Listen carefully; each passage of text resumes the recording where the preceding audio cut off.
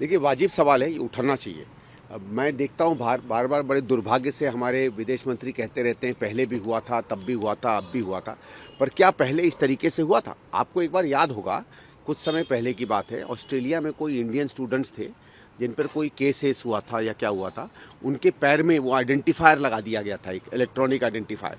तो तमाम ऑपरेशन खड़ी हो गई थी कि हमारे नागरिकों के साथ इस तरीके का व्यवहार क्यों हो रहा है, जो वहाँ की कानून व्यवस्था के अंदर बनता है। तो तब तो पूरी ऑपरेशन, पूरा मीडिया उछलता था। आज हमारे लोगों को डिपोर्ट किया जा रहा है जिस अमानवीय तरीके से। बात ये नहीं है कि वो वहाँ गलत गए या सही गए, बात ये है कि आप किसी को भी अमानवीय तरीके से डिपोर्ट करते हैं। ये कहना है कि भाई और किस तरीके से, क्या बैंडबाजी से करेंगे, ये कोई सवाल होता है पूछने का? भाई उसी जहाज में आप जहाज में, सामान्य जहाज में भेज देते, उसमें ही कम से कम ठीक ठाक तरीके से भेज देते। कोई ये लोग भेड़ बकरी थोड़ी है जिस तरीके से आपने भारतीयों को वापस भेजा है। सर, इसके अलावा जो फारूक अब्दुल्ला साहब हैं वो कह रहे हैं कि इंडिया ब्लॉक इंटैक्ट तो है, लेकिन हमसे गलती हुई जो है दिल्ली और दिल्ली के अंदर आम आदमी पार्टी और कांग्रेस अलग अलग लड़ी, साथ लड़ते तो शायद नतीजा ये नहीं होता, बीजेपी नहीं जीत। देखिए, ये मुझे नहीं मालूम है उन्हें दिल्ली की क्या खबर है क्या नहीं, इसके बारे में पता है कि नहीं। दिल्ली ने किसी को हराया नहीं, दिल्ली ने केजरीवाल को एज ए मुख्यमंत्री हटाया है। हम साथ लड़ते तो और भी बुरा हश्र होता, ये मैं उनको बता देता हूँ। इन लोगों को दिल्ली में जानते नहीं, दिल्ली की जनता ने तय कर लिया था कि अरविंद केजरीवाल को हराना है। 7, 8, 10 पार्टियां भी उनके साथ लड़ लेती तो भी वो हारते। उनका हारना तय था, निश्चित था। आपको अगर चाहते थे कि आप वो सही रास्ते पर आएँ तो उनको कहते कि उन्होंने जो कुकर्म किए पिछले 3 साल में वो ना करते। जिस तरीके से वो बार बार विपक्ष को, कांग्रेस के हमारे नेताओं को गाली देते थे, वो गाली देना बंद कर देते। जिस तरीके से उन्होंने शराब में उल्टे सीधे काम किए, शीश महल में उल्टे सीधे काम किए, दिल्ली की सड़कों को बर्बाद किया, वो ना करते। उनके कुशासन के ऊपर, उनके भ्रष्टाचार के ऊपर उनके खिलाफ वोट पड़ा है।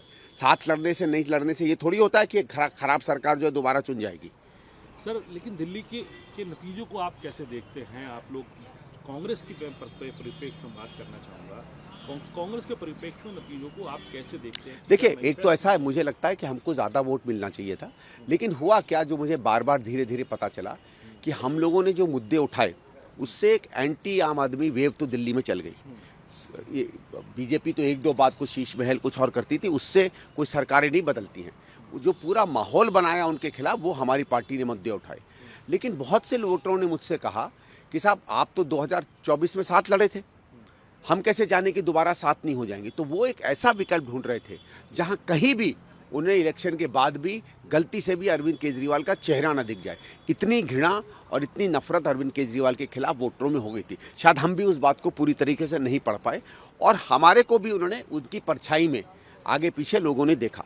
दूसरा, जो मुस्लिम और दलित वोटर था वो भी इनसे बहुत नाराज था, वो कांग्रेस की तरफ आना चाहता था। लेकिन प्राथमिक रूप से वो दोनों चाहते थे कि कुछ भी हो, कितना भी खराब केजरीवाल हो, हम बीजेपी को नहीं चाहते। तो वो चाहते हुए भी कांग्रेस उसकी फर्स्ट चॉइस थी, लेकिन क्योंकि उसको लगा कि अगर हम वोट शिफ्ट करेंगे तो शायद बीजेपी ना जीत जाए, वो आम आदमी में जाकर पहुंच गई। जो लोग कहते हैं ना कि सर इतना उनको वोट मिल गया, इनका वोट उनको इसलिए ही मिला क्योंकि लोगों को बीजेपी में उस तरीके का विकल्प नहीं दिख रहा था जिस तरीके का विकल्प वो देखना चाहते थे। नहीं तो आम आदमी की 22-23 छोड़िए, 11-12 सीटें भी नहीं आती। लेकिन अब सर कई सवाल खड़े हो रहे हैं। पंजाब के विधायकों को जब उन्होंने दिल्ली में बुलाया तो पंजाब के कई कांग्रेस के नेता कह रहे हैं कि विधायक उनके टच में हैं। आम आदमी पार्टी के एक अस्थिरता दिखाई दे रही है। स्वाति मालीवाल ने कहा कि एटीएम मशीन बना दिया था अरविंद केजरीवाल ने, जो है पंजाब को बना रखा है। वो तो है ही, वो तो उन्होंने बनाया है, वहाँ के मुख्यमंत्री ने बनाया है। आपको याद होगा, मैंने तो शुरू में कहा था कि पंजाब से करोड़ों रुपया गाड़ियों द्वारा दिल्ली आ रहा है और बाद में उनकी पंजाब के नंबर की गाड़ियों में पैसे भी मिले। तो ये तो बात ठीक है कि पंजाब ही अब उस पार्टी को फंड कर, अब उनके एमएलए मिल रहे हैं नहीं मिल रहे हैं मैं नहीं जानता हूँ, मुझे नहीं लगता है कि कोई टूट होने वाली या नहीं। लेकिन एक बात तय है, जिस दिल्ली मॉडल पे, जिस भ्रष्टाचार मुक्त कराने वाली पार्टी और जिस अच्छे काम करने वाली पार्टी को संभवतः चुना था पंजाब ने, वो जान गई है इस पार्टी का चरित्र और चेहरा क्या है। जो इनका हश्र दिल्ली में हुआ है, 2.5-3 साल बाद जब पंजाब में चुनाव होंगे, वही आम आदमी पार्टी का पंजाब में होने वाला है। सर देखिए, दिल्ली के अंदर भाजपा को बहुमत मिला, पूर्ण बहुमत मिला है। 1993 के बाद पहली बार पूर्ण बहुमत भारतीय जनता पार्टी को मिला है। कई विधायक उनके जो हैं जेपी नड्डा से भी कल मिले। मुख्यमंत्री का अभी तक नाम तय नहीं हो पाया, उसके लिए मीटिंगें जारी हैं। लेकिन 100 दिन के संकल्प पत्र की बात कही जा रही है कि 100 दिन का संकल्प पत्र बीजेपी लेकर आएगी। इसको कैसे देखें? नहीं, ठीक है, वो तो चुनेंगे जिसको वो चुनना चाहेंगे। संकल्प पत्र का कोई मतलब नहीं होता, ये तो इवेंट होता है। आपको 5 साल मिले हैं, दिल्ली में बहुत दिक्कतें हैं। कोशिश करिएगा कि आप लोगों की आकांक्षाओं के साथ जुड़कर आप दिल्ली में चुने गए हैं, अच्छा काम करिए दिल्ली में, मैं आपको शुभकामनाएं देता हूँ।